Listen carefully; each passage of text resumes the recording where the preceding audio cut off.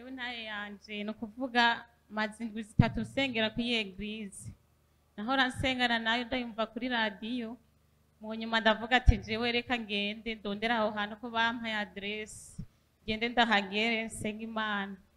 kuva itariki 24 z'ukwa gatandatu nari mfise ibibazo by'ababanyi babi baranteranya akazi karahera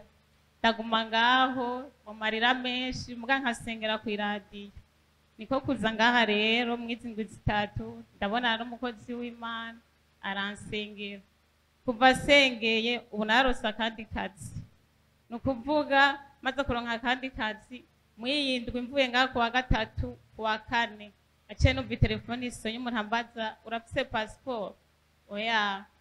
ngorondera ibyangombwa ubimpereze document zawe ngiye kuyikuronderera urashobora kuronka akazi hanze bikakugora ko ntugenda iyo yose ni ntaye yanje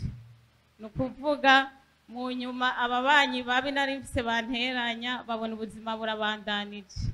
bobo bashaka ngo inzumba ngo bansohore ngo nongere nduge canke sabe indaro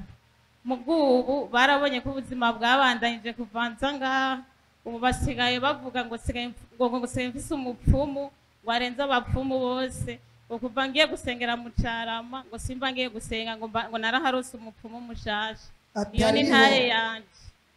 uzogeta ariho